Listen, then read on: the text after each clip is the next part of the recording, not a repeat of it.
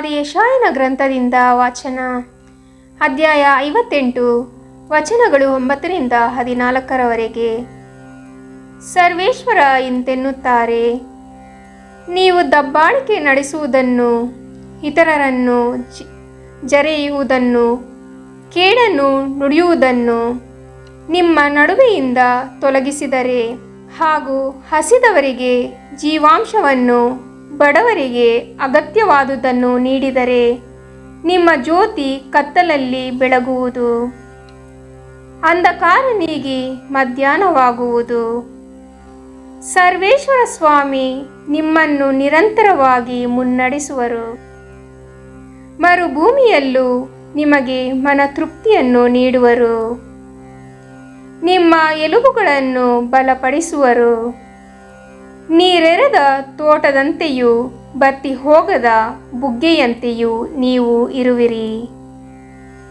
ಪುರಾತನ ಕಾಲದ ಪಾಳುಬಿದ್ದ ಮನೆಗಳನ್ನು ನಿಮ್ಮವರು ಮರಳಿ ಕಟ್ಟುವರು. ತಲಾಂತರಗಳಿಂದ ಪಾಳು ಬಿದ್ದಿರುವ ತಳಹದಿಗಳ ಮೇಲೆ ಕಟ್ಟಡಗಳನ್ನು ನೀವು ನಿರ್ಮಿಸಿರುವಿರಿ.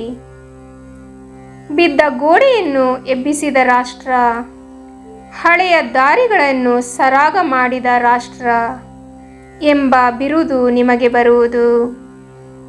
ನೀವು ಸಬ್ಬತ್ ದಿನವನ್ನು ತಾತ್ಸಾರ ಮಾಡದೆ, ಆ ನನ್ನ ಪರಿಶುದ್ಧ ದಿನಗಳಲ್ಲಿ ನಿಮ್ಮ ದೈನಂದಿನ ವ್ಯವಹಾರವನ್ನು ನಡೆಸದೆ, ಸ್ವೇಚ್ಛೆಯಾಗಿ ವರ್ತಿಸದೆ, ಸ್ವಕಾರ್ಯದಲ್ಲಿ ನಿರತರಾಗದೆ, ಹರಟೆ ಮಾತುಗಳಲ್ಲಿ ಕಾಲ ಕಳೆಯದೆ, ಸರ್ವೇಶ್ವರ ಸ್ವಾಮಿಯ ಸಬ್ಬತ್ ದಿನ ಪರಿಶುದ್ಧವಾದುದು, ಸಂತೋಷಕರವಾದುದು, ಮಾನ್ಯತೆಗೆ ಅರ್ಹವಾದುದು ಎಂದು ಸನ್ಮಾನಿಸಿದ್ದೇ ಆದರೆ, ನೀವು ಸರ್ವೇಶ್ವರ ಸ್ವಾಮಿಯಾದ ನನ್ನ ಆನಂದದಲ್ಲಿ ಭಾಗಿಗಳಾಗುವಿರಿ.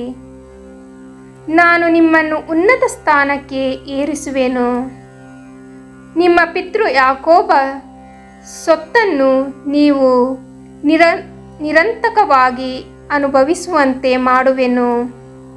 ಇದು ಸರ್ವೇಶ್ವರ ಸ್ವಾಮಿಯ ನುಡಿ.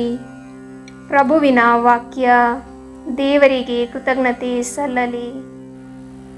ಕೀರ್ತನೆ ಶ್ಲೋಕ. ನಿನ್ನ ಸತ್ಯ ಪಥದಲ್ಲಿ ನಾ ನಡೆವಂತೆ ಬೋಧಿಸೆನಗೆ ಪ್ರಭು ನಿನ್ನ ಮಾರ್ಗವನು. ಹೇ ಪ್ರಭು, ನೀಡೆನಗೆ ಸದುತ್ತರವನು. ಕಿವಿಗೊಡು, ದೀನನು ಬಡವನು ನಾನು. ಕಾಪಾಡು ಪ್ರಭು, ನಾ ನಿನ್ನ ಭಕ್ತನು. ಉದ್ಧರಿಸು ನಿನ್ನ ನಂಬಿದ ದಾಸನನು. ಶ್ಲೋಕ.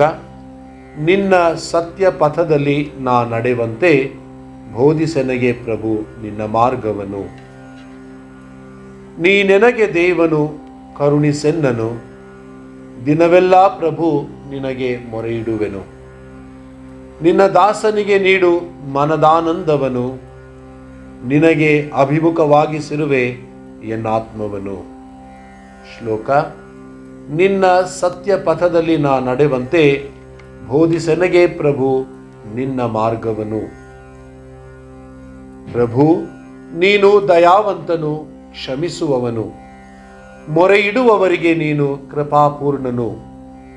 ಕಿವಿಗೊಡು ಪ್ರಭು ನನ್ನ ಪ್ರಾರ್ಥನೆಗೆ, ನನ್ನ ವಿಜ್ಞಾಪನೆಗಳ ಕೋರಿಕೆಗೆ. ಶ್ಲೋಕ. ನಿನ್ನ ಸತ್ಯ ಪಥದಲ್ಲಿ ನಾ ನಡೆವಂತೆ ಬೋಧಿಸೆನಗೆ ಪ್ರಭು ನಿನ್ನ ಮಾರ್ಗವನು. ಘೋಷಣೆ. ನಿತ್ಯ ಸೌಭಾಗ್ಯದ ಅರಸರಾದ ಪ್ರಭು ಯೇಸುವೆ, ನಿಮಗೆ ಸ್ತುತಿ ಸಲ್ಲಲಿ. ಆತನ ಕರೆಗೆ ಕಿವಿಗೊಟ್ಟರೆನಿತೋ ಒಳಿತು ನೀವಿಂದು. ಕಲ್ಲಾಗಿಸಿಕೊಳ್ಳದಿರಿ ಹೃದಯವನ್ನು ನಿಮ್ಮ ಪೂರ್ವಜರಂತೆ.